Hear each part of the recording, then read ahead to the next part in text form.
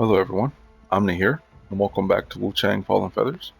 This time we'll be going to the left side of the tree and talking about all of the utility mechanics and utility buffs and stuff like that in this part of the tree. This is everything from gaining more maximum skyboard might to increasing the potency and the quantity of your mana flasks to things like temperance and things like increasing the charges and the duration of Maddening Incense, all different kinds of stuff, right? These are all things that just naturally help you um, throughout the course of the game. They're not anything that necessarily require an action to perform or anything like that. They're just kind of like the passive buffs and stuff like that that just help you naturally become stronger as you level up, right? So, going over to the left here, the first thing that you get is Elusive. Shimmer grants 1 stack of Skyborn Might. So this is your perfect dodge.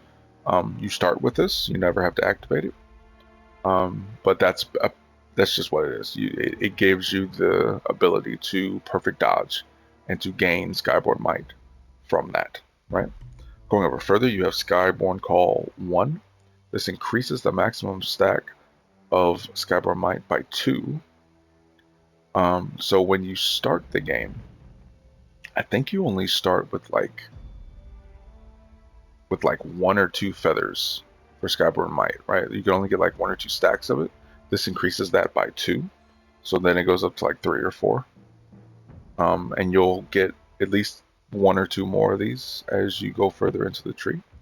And then we have this split. So going up, you have your mana capacity and you have your mana potency. This one can be increased 3 times. And requires a key item called Forgotten Remembrances, which you can get out of those fancy ordnate chests that you might find as you wander around. But this increases the quantity of them, so you can increase it by 3. And for each time you increase it, you get 1 extra charge to your mana vase, so 1 extra vase that you're able to consume. Going down, you have mana potency. This increases how much HP you recover per mana charge, right? Per flask used, right? This requires a key item called Lost Remains, I believe is what it's called. And so you can also recover this, or not recover this, you can also increase this by 3 levels for each one of these nodes. It goes up by 3.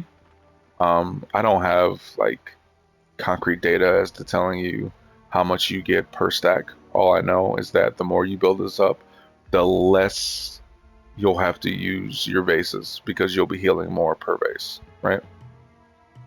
Then going over, you have Swift Resilience. While at above 50% madness, you take greatly reduced damage while performing swift draws, and swift draws also become much more difficult to interrupt rather.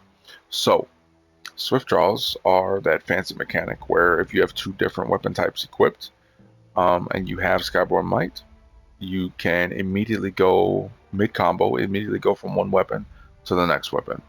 And this is usually in the form of when you switch, you do whatever the weapon you're switching into, the second weapon, whatever that weapon's weapon art is, not its discipline, but its weapon art. You usually go into that to continue your combo. And if you're able to continuously attack after that, then you have that freedom, right? If you're not locked in recovery, then you can just keep going after that. And swift draws also become much more difficult to interrupt. So mid animation, it's going to take more hits for you to get knocked out of it, right? And then we also have an up-down split, so we'll go up. Then you have conversion. Swift draws are more potent while at above 50% madness. While above 90%, swift draws become even more potent. Using a weapon swift draw on an enemy in melee range also recovers a small amount of health on hit. So this is just further bolstering swift draws. Swift draws are a really cool mechanic that they added to this game. I have not seen it in any other Souls-like that I've played, and that's not to say I've sat here and played them all, but I've played quite a few. I think it's one of the mechanics that is unique to this game. And so it is a very potent tool to be used, especially if you have a build that relies on using the Maddening Incense, or just having a lot of madness to begin with, right?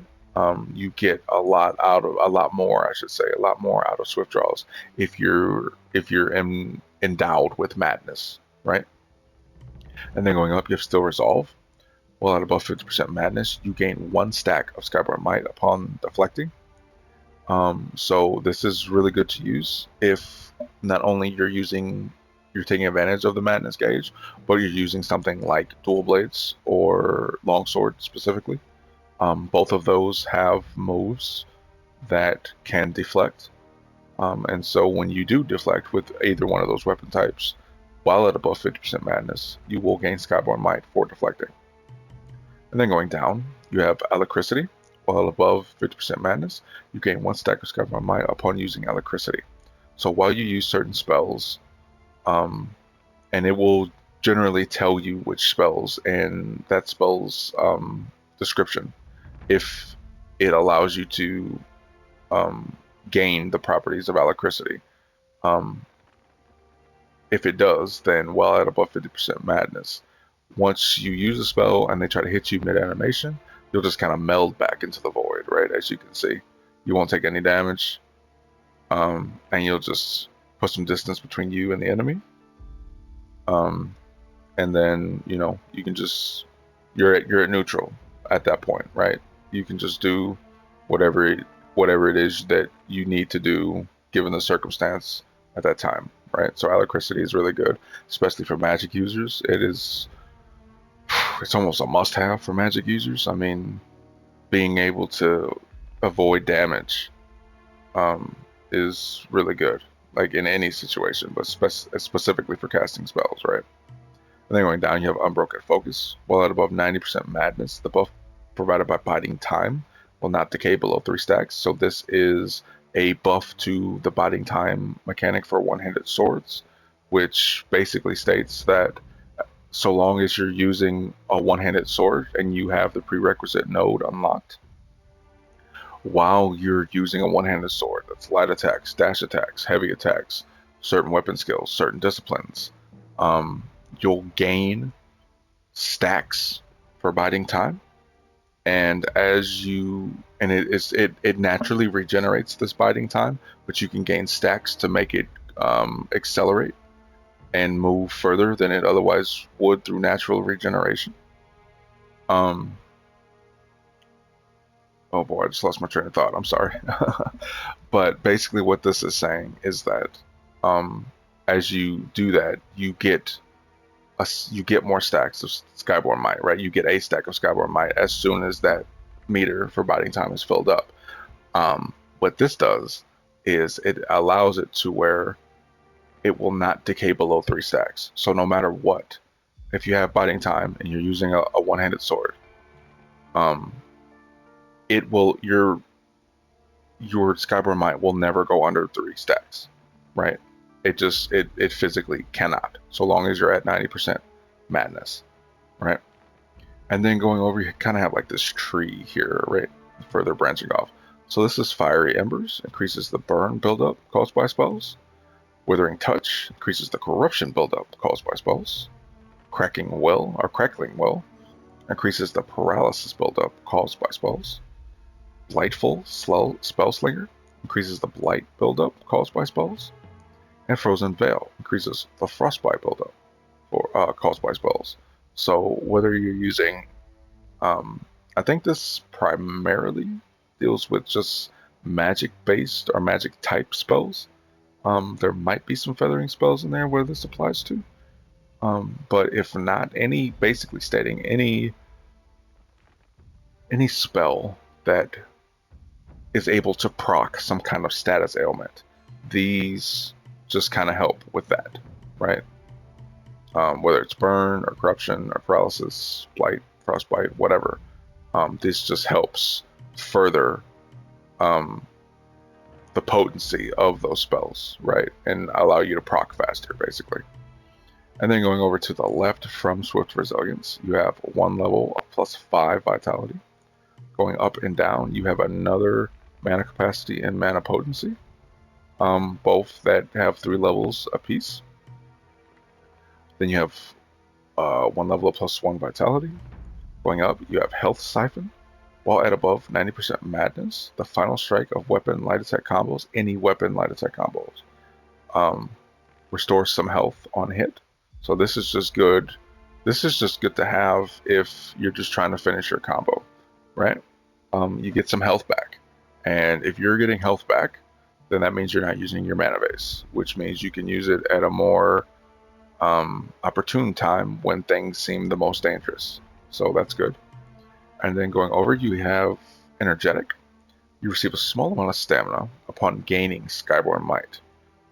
So anything that you do that allows you to gain Skyborn Might, whether that's deflecting, hitting with a certain attack, clashing, heavy attacks, anything that allows you to gain Skyborn Might, when you do gain it, you get a small amount of stamina back. And then if you do something like I mentioned in the previous video, where the second hit of longsword attacks, if you hit 2 enemies with that second attack, you get 2 stacks. The same thing applies here. Whatever amount, however much that small amount of stamina is that you get back from gaining the Skyborn Might, if you gain it twice, then you're getting that stamina, that small amount back twice, right? So that's good. And then we have the split going up and down, so we'll go up. You have 1 level of +1 endurance. And you have rapid temperance. While at above 50% madness, temperance accelerates its effects on your weapon, enhancing them faster than usual. So this just makes the buff animation quicker, much quicker. This is a very good one to have, just because it actually allows you to buff mid-fight. You don't have to like run away and wait for an enemy to do something really slow and really long, or anything like that. You can just kind of like do it, right? So long as you have enough space in between you, you can just kind of do it. So this is a really good one. And then we start to have this tree that's just filled with bone needles. These are all different status elements that you can equip on your weapon, depending on whatever it is you have need of.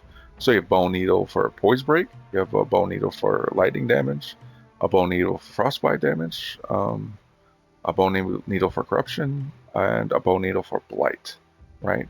So all these will inflict some kind of status ailment on an enemy if you hit them enough and are able to proc the status ailment on them, right? Going down, you have from Energetic, you have 1 level of +1 endurance, and then you have Fury of the Skyborn.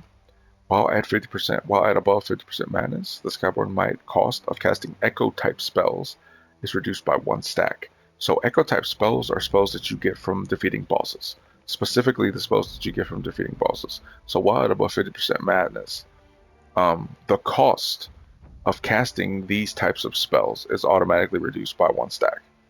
So if it was 4, it's now 3. If it was 2, it's now 1. If it was 5, it's now 4, etc., etc., right? And then you have some more bone needles. You have Arcane, which increases your weapon's magic potency. You have Magic, which increases your weapon's spell potency. So this is a good one to use for like one-handed swords.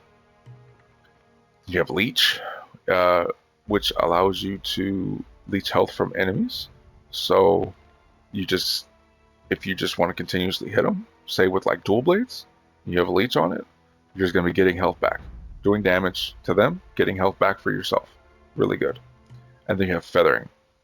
It's used to increase your weapon's feathering potency.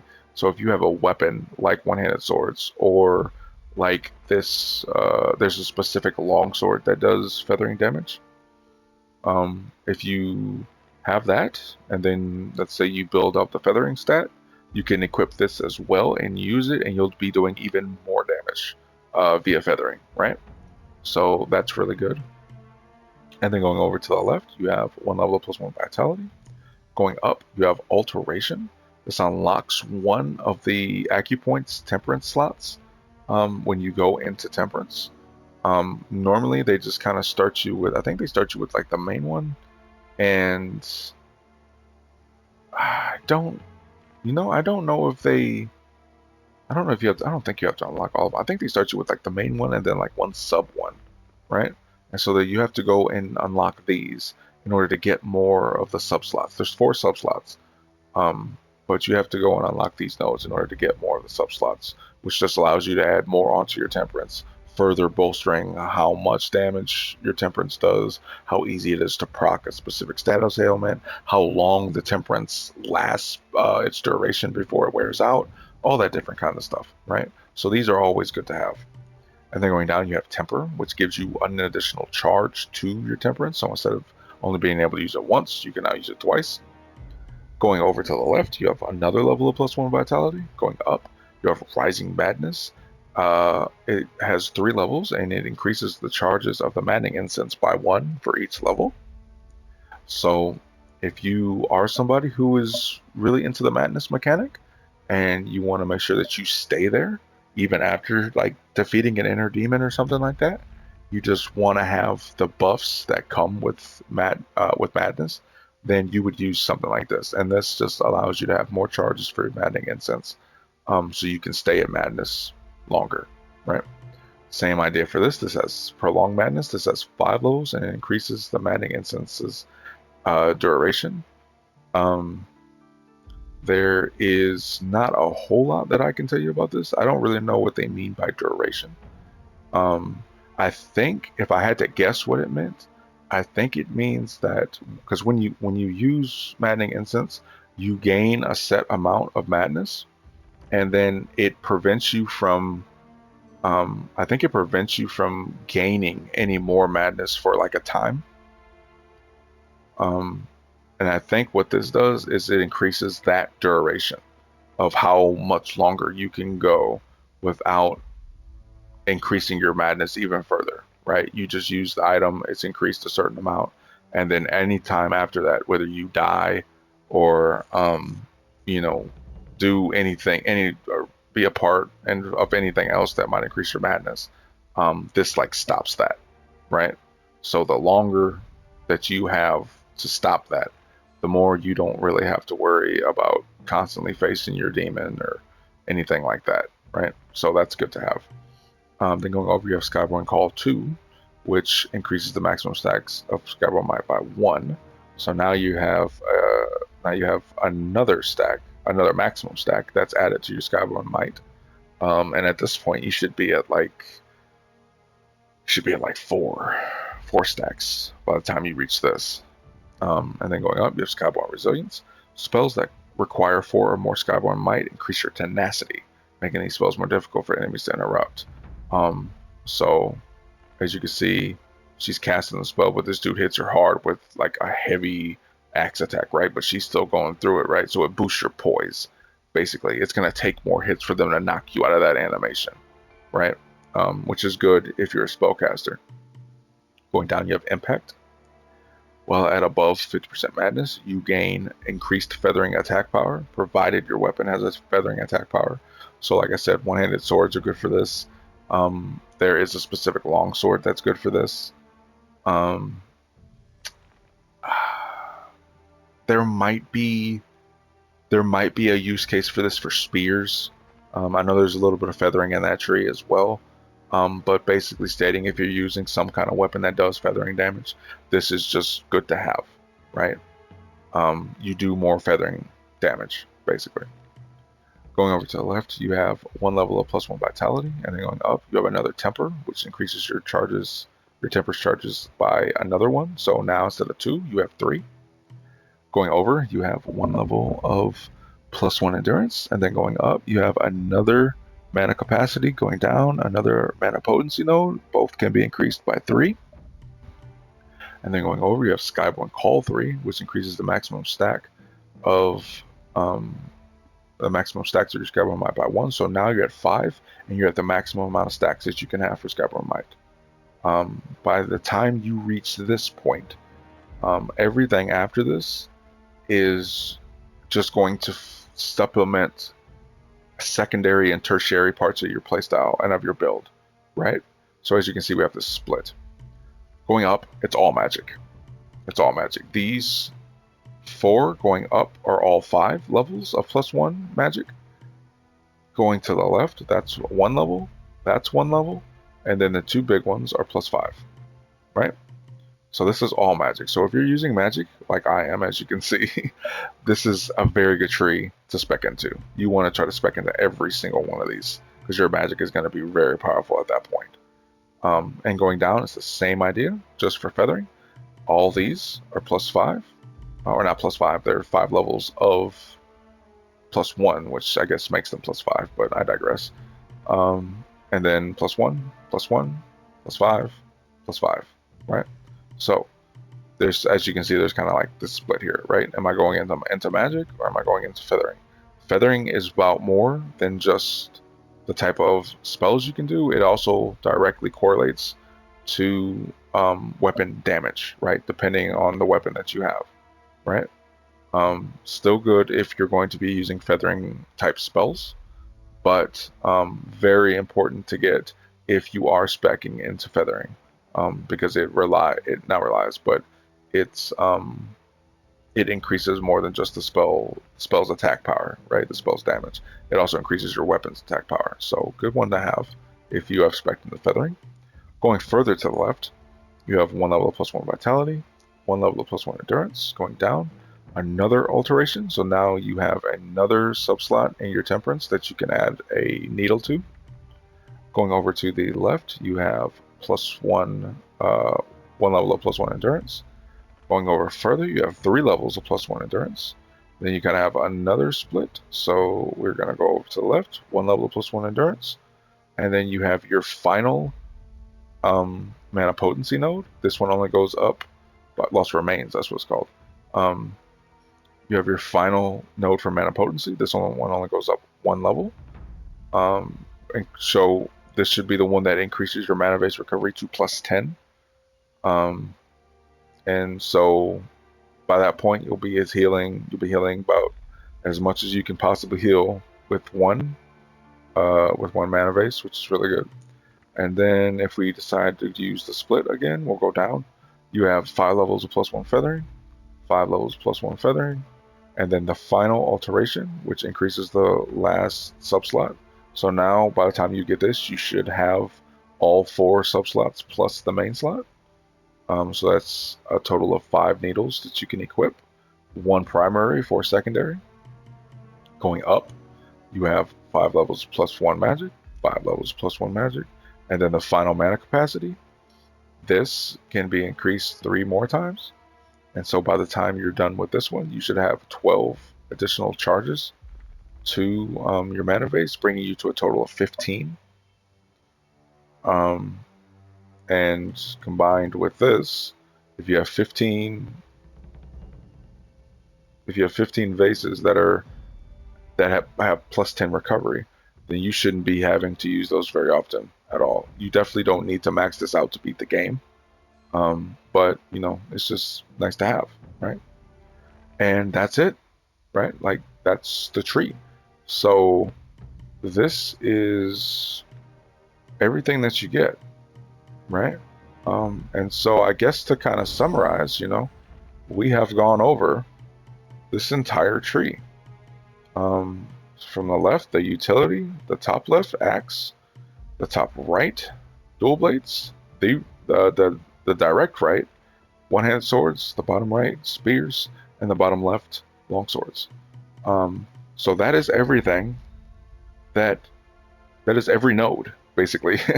That's every node in the game, what it does, how it helps you, all that different kinds of stuff. So now it's up to you to decide, what do you want to do, right?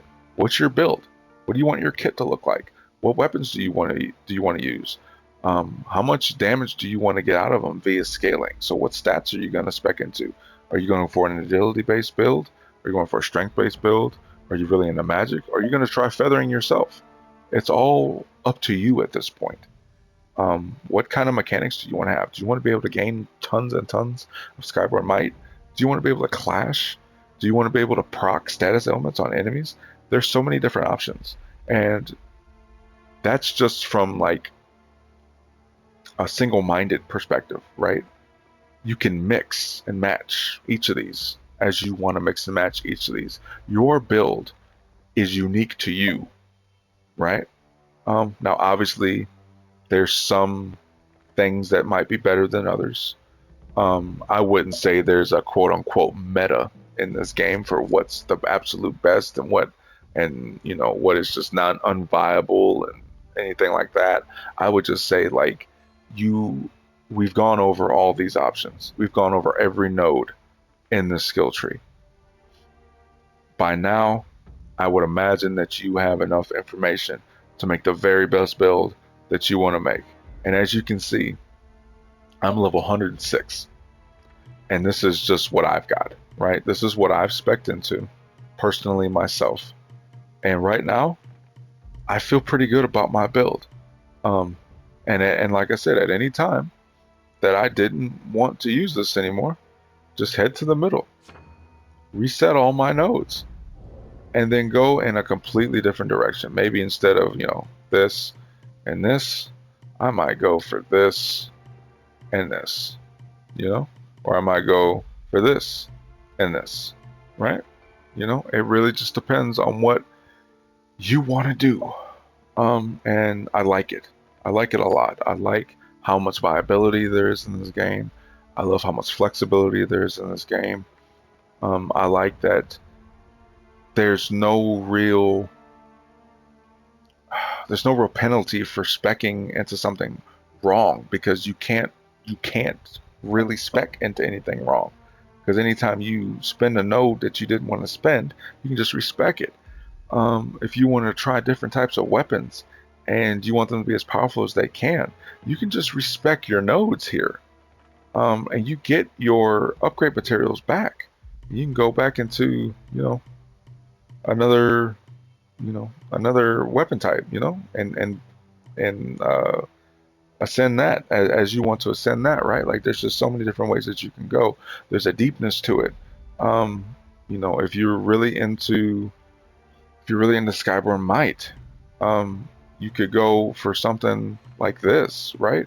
If you're really into weapon arts and disciplines and stuff, you should go into Spear. If you're really into the clash mechanic, you should go here. If you just want to go unga bunga on cats, you can go into this. If you just want something super well-rounded that has a little bit of everything, and is just good to go from A to B with, you can go into the long swords, right? And then you can supplement any one of these trees singularly by everything over here on the left side, in this utility tree, right? You can do whatever you want to do, and supplement it as you need to supplement it. Get the temperatures that you need, increase your mana potency and capacity, all that different kinds of stuff, right? Increase your maddening charges if you need to, or your maddening incense if you need more charges or more duration. Increase your magic, your feathering, whatever, right? There are so many different ways that you could go. There's so many different ways that this tree can look from the lit up nodes on it. This is just how mine looks. What does yours look like, right?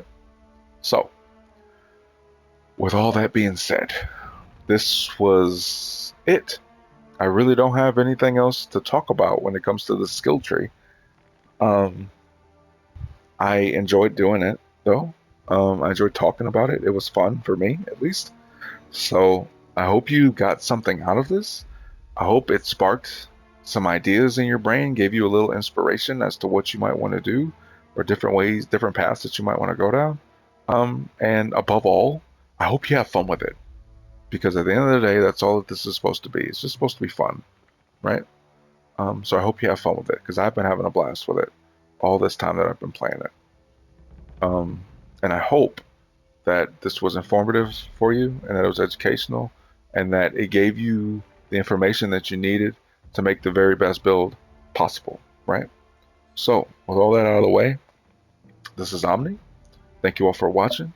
God bless you all, and I'll see you later. Bye-bye.